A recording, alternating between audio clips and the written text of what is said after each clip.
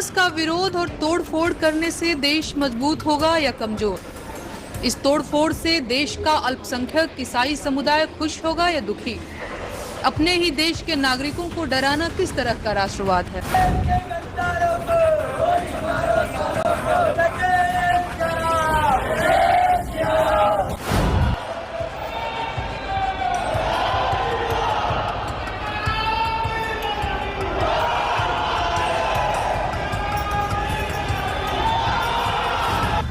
जय मसीह होननानै साफ्रोम नायगिरि नोंथांमोनखौ खुलुमहरदों आरो लोगोसे बरायदों अनजाग्रा नायगिरिफोर क्रिसमास समा सफैनाय लोगो लोगोनो क्रिसमासनि दिना सफैनाय लोगो लोगोनो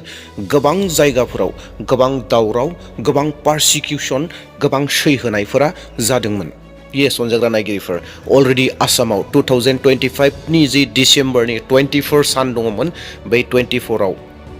क्रिसमासनि आवगाय सानाव नलबारियाव मोनसे स्कुलाव थांनानै बजरां दल आरो VHP नि सुबुंफोरा तोड़फोड़ खालामदोंमोन गुन्डागर्दी खालामहैदोंमोन डेट मिन्स दादागिरि खालामहैदोंमोन आरो बिथांमोना आरो बेल' नङा लोगोसे मार्केटाव जि क्रिसमासनि थाखाय डेक'रेसन खालामनाय जि बेसादफोर दङ बै बेसादफोरखौ दहननानै बिसोर सावदोंमोन बबेबा महलनिफ्राय दहनदोंमोन बेफोरबायदि गन्डगोलखौ बिथांमोना खालामदोंमोन। अनजाग्रा नायगिरिफोर दा फिन बेखौनो आं नोंथांमोननो दिन्थिनो नागिरबावदों जे जाय व्यक्तिफोरा जाय सुबुंफोरा 24 डिसेम्बर जि सानाव जि स्कुल दङ जि स्कुल नलबारिनि पानिगावआव थानाय जि सेन्ट मेरि स्कुल दङ बे सेन्ट मेरि स्कुलाव थांनानै बिथांमोना गन्डगोल खालामहैदोंमोन। दा बिथांमोनखौ दायो गासै 7 हमनाय जाबाय। येस अनजाग्रा नायगिरिफोर 7 हमनाय जाबाय आरो बिथांमोननि मुङानो जादों जि प्रेसिडेन्ट दङ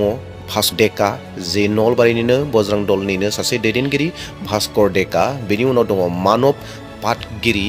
भाइस प्रेसिडेन्ट हिसाबै आरो बेनि उनाव दङ बिजु दत्त आरो बेनि उनाव दङ नयनमणि तालुकदार बिसोर 7खौ हमनाय जाबाय। येस अनजाग्रा नायगिरिफोर बिसोर 7खौ हमनाय जाबाय जायफोरा थांनाय 24 डिसेम्बर 24 आव 2025 नि 24 डिसेम्बराव जि गन्डगोल खालामदोंमोन स्कुलाव हाबनानै आरो लोगोसे दखानफोराव थांनानै गन्डगोल खालामदोंमोन बिथांमोनखौ हमनाय जाबाय आरो बिथांमोनखौ दायो जि 116 धारा 2025 नाम्बाराव खोख्लैनाय जादों आरो बेजों लोगोसे गोबां धारा होदेरनानै बिथांमोनखौ हमदों। दा आंनि बुंनायनिख्रुइ आरोबाव नोंथांमोननो रादाबनि बुंनाय जिथु क्लिप दङ बे क्लिपखौ नोंथांमोननो दिन्थिनो नागिरदों नोंथांमोना बेखौ नायलांदो आरो बेनि उनाव आं नोंथांमोननो माजुलि द्वीपआव मा अबस्था जानानै दङ बेखौ दिन्थिगोन आरो अलरेडि नोंथांमोना गोबां आरोबाव मोनथिबावनो लुबैदोंबा नेशनेल लेभेलनि जिथु ख्रिस्टियान चेनेलफोर दङ आरो लोगोसे नेशनेल लेभेलनि जि मिडिया चेनेलफोर दङ बैफोराव थांनानै नायहैगोन जे दायो क्रिसमासखौ लानानै गोबां गन्डगोल जागासिनो दङ। राजस्थानाव नोंथांमोना ट्रेलाराव मोनसे नुदोंमोन जे राजस्थानावबो स्कुल जि दङ बै स्कुलाव गन्डगोल खालामदों स्कुलाव असुबिदा खालामदों आरो लोगोसे गोबां जायगायावबो गोबां महलफोराव जिथु डेक'रेसन दङमोन बेफोरखौ सावनानै होजोबदों। गोबां बेफोरबायदि नेशनेल लेभेलनि रादाबाव नोंथांमोना मोननो हागोन। नोंथांमोननो गासैखौबो आं लाबोनो हानाय नंलिया मानोना समनिबो आंखाल आरो लोगोसे भिडिअफोरा गोबां गोलाव जालांगोन। दा बेवहाय समजों लोगोसे माब्लाबा बेबायदिनो होलांबाय थासिगोन जुदि गोनांथि जायोब्ला। दा बेवहाय नोंथांमोना दिनै नायग्रोदो जे जायफोरखौ हमबाय बिथांमोननि रादाबखौ नायदो आरो जोबनायाव माजुलिनि जिथु माखासे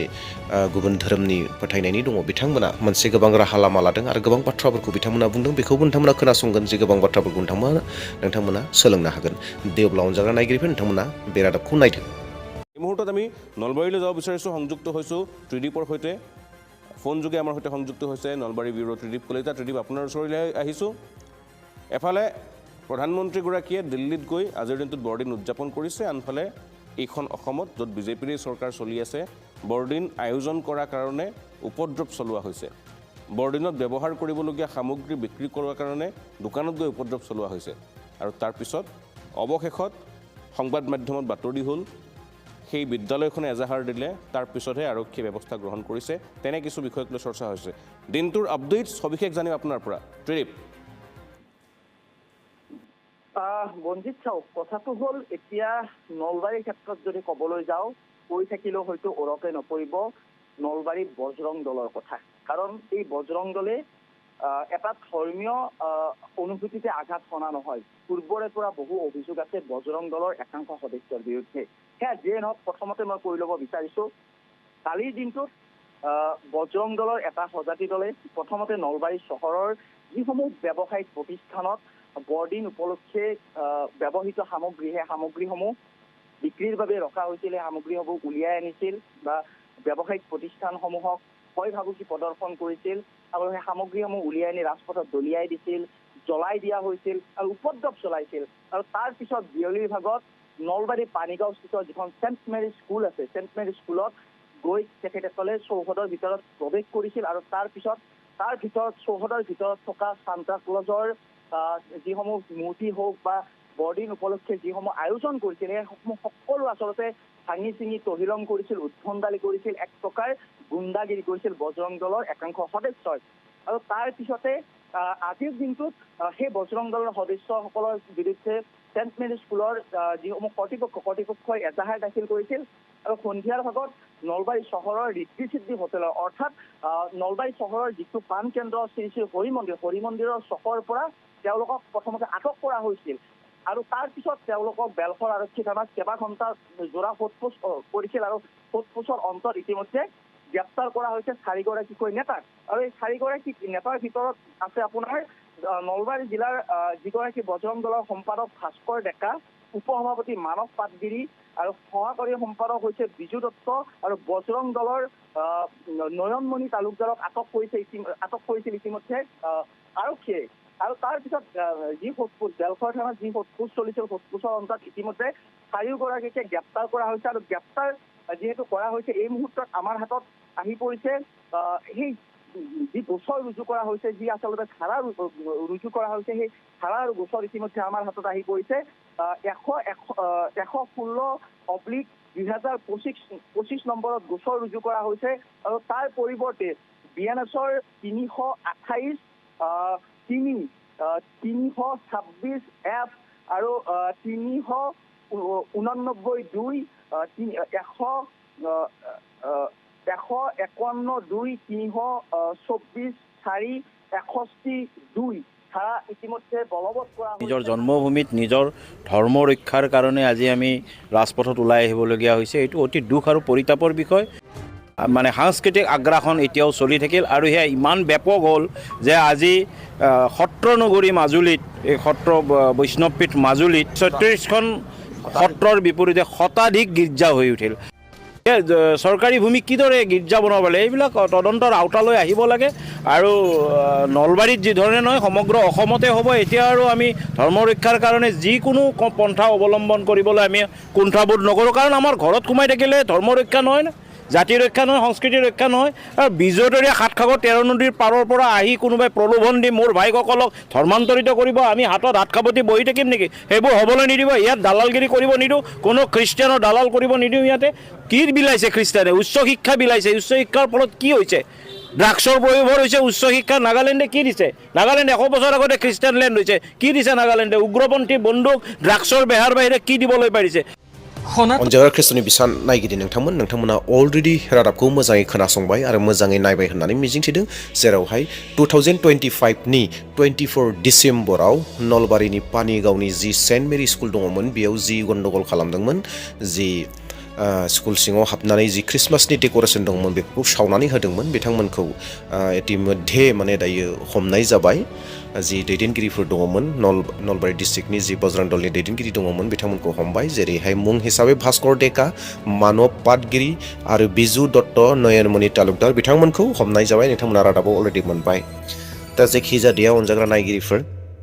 जोङो बेफोरबायदि रादाबफोरखौ मोनबाय थागोन जे जोंनि ख्रिस्टाननि सायाव बबे जायगायाव मा अत्याचार अनागारि मुगैनाय दादागिरि गुन्दागिरि गोबां रोखोम जानानै दङ जाथायफोर नोंथांमोना बेफोरबायदि रादाबफोरखौ मोनबाय थागोन दा बेयावखाय चेनेलखौ साबस्क्राइब खालामना लागोन आरो लोगोसेयैनो आं अलरेडि बुंखाबाय जे आरो जि माजुलियाव जितु ख्रिस्टाननि सायाव बाथ्राफोर बुंनाय बाथ्राफोर आरो बिथांमोननि मावनो लानाय थांखि बिथांमोना बेखौ मावनो नाजागासिनो दङ खालामगासिनो दङ जेखि जादिया अनजाग्रा नायगिरिफोर जोंनि जितु